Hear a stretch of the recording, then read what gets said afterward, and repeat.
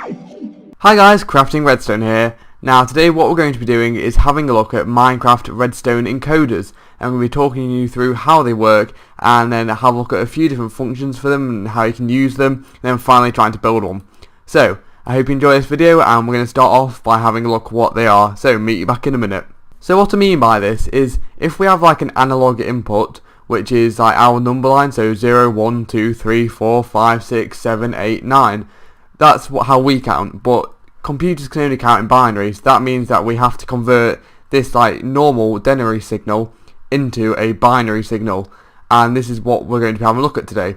So here's a basic example. On the top is binary. It can either be on or off. Currently it is off, as you can see the lamp is off, and actually I'll just swap into my redstone texture pack, so that might help a little bit. As you can see, it is currently 0 for off, and both of these are currently off. But if we press 0 on, we've got currently nothing happening because 0 is 0 in binary.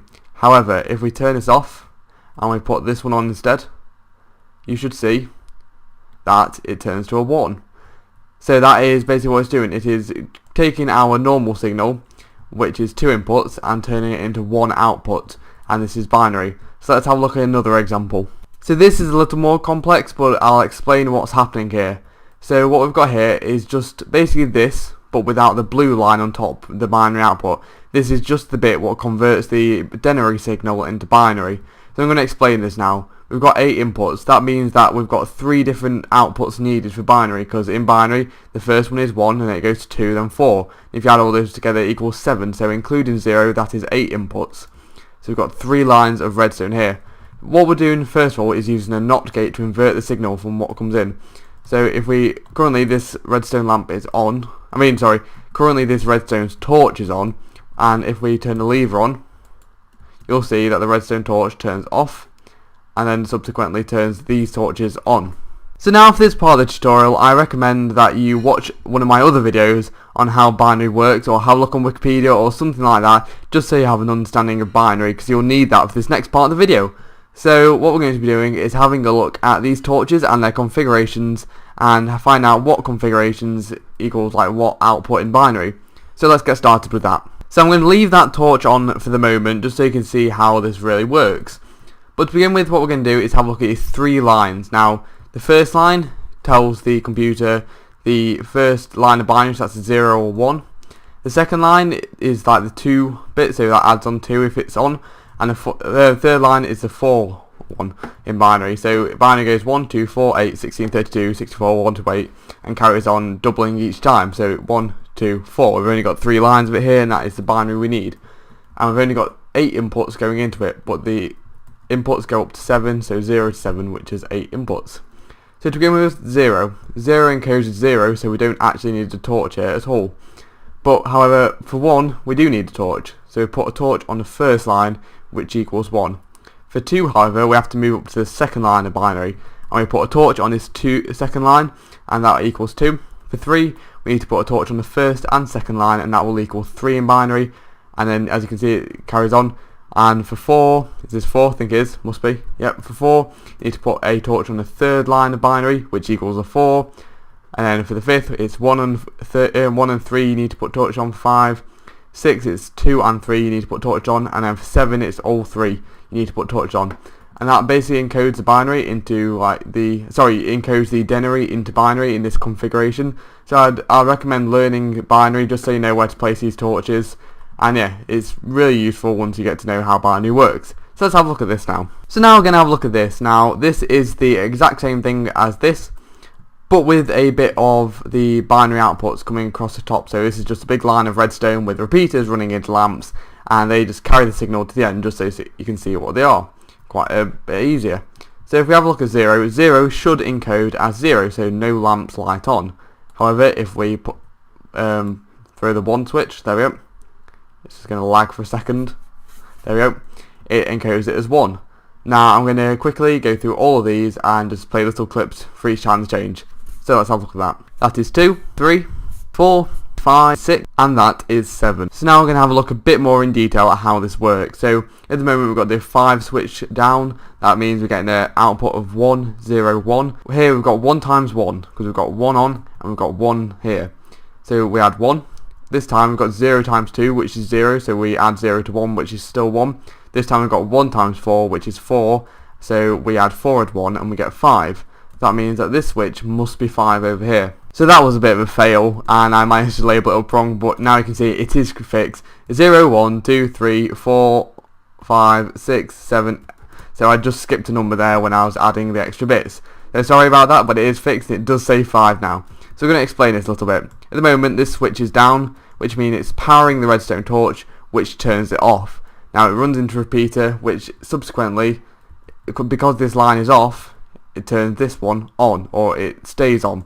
But if we turn it off, you can see the redstone line is powered. This turns off this torch. The repeater carries a signal through this block and into this block, turning this one off too. But if we throw that back on, the redstone line is off. This means that this torch is on and this torch is on, and subsequently those torches power the redstone lines above them, which then send the signal over here. So that's how that's working. So now we're going to have a look at some other uses in making these encoders. So you might be thinking, well, it's all good that it can encode into binary, but I'm not really going to use binary, so what are the other uses of Minecraft Redstone encoders? Now this is a bit of an example. This is a 7-segment display. Now I'll leave a link to my video on these now, but as you can see, the 7-segment display has 7 segments: bottom, bottom left, bottom right, middle, top left, top right, and top. So what we're going to do is encode each number into the configuration which this needs to do to light up as the number. So for example 1, go have a look over here, after a bit of lag it comes up as 1, so you got 1, 1, 1 all the way down there. And however, if we put 2 in, you'll have seen these all over, I expect, and they are very useful. So I'm just going to put a random one on. Let's go for 5. It stops lagging. There we go, 5 has appeared on the display over here. So as you can see, this is very useful, and this works off the same concept. So now we're going to have a look at it and explain how it's working. So we're going to have a look at how this is working now. We've got this, we basically work the same way as over here. We've got the inputs over here, they get inverted, the repeater pushes the signal through, it turns off all these torches. However, if the signal is on, for example, with the lever on this side, the redstone wire is off, which means that all the redstone torches will be on, which then power the lines above. Now these lines are set up in a certain way, and if you have a look over here, we've got all the signs. So this line here is the bottom of the display, this is the bottom left, this is the bottom right, this is the middle, this is the top left, this is the top right, and this is the top. So we've put these torches in a certain way so it makes these numbers. So if we think what we want, I'll draw it out very quickly over here. Let's do it in diamond blocks. So if we want a 7, for example, we want the first line to light up, put a bit of space in between so you can see what's happening. So we want it basically to look like this. We've got the we've got the bottom right display on, we've got the top right display on, we've got the top display on. So you're wanting to encode that, we'll come over here, find 7, which is here, and as you can see we've got the bottom right on, we've got the top right on, and we've got the top on, and all these redstone wires then power the ones above to basically, once I turn this on, 7 appear on the display. So that is pretty awesome. As you can see, 7 is on the display and it is in the same configuration of that.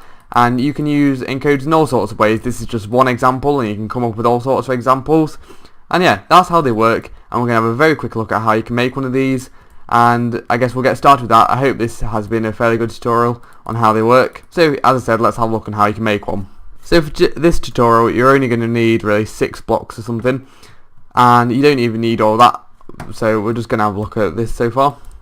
Right, we're going to build a 4 we're going to have 4 inputs, and that's going to encode into 2 binary outputs. So we're going to put a 4 blocks down and put a lamp on each one of these. I guess we might also need signs. So each one of these needs its own lever, like that. And on the other side of these, we just need a redstone torch. Now we need some sort of redstone wire to carry the signal, so we're just going to put one down like this. There we go. And we don't actually need this part, but we're just going to put a redstone repeater just so the signal doesn't burn out, but that's not really going to happen with this one.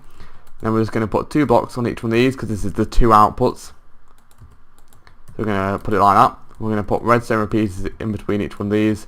Then we put redstone torches in the right configuration. Now this is important. As you can see, I've just messed up. And for 0 we don't need any torches, whereas for 1 we need 1 torch here, 2 we need a torch here, and for 3 we need a torch on both of them. So now we're going to build some redstone wires above, and just so it's nice and colour coordinated, I'm going to find the blue colour. It's just so you can tell which wires go where. It's just helpful when you build fairly large computers.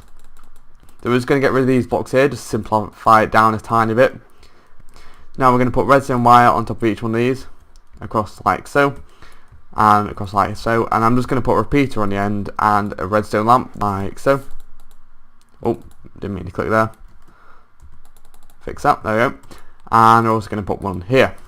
There we go, we've finished this. If we have a look now, if we put 0 on, nothing's going to happen. If we put 1 on, the first, oh, I click that, there we go. Put 1 on, the first one's going to light up.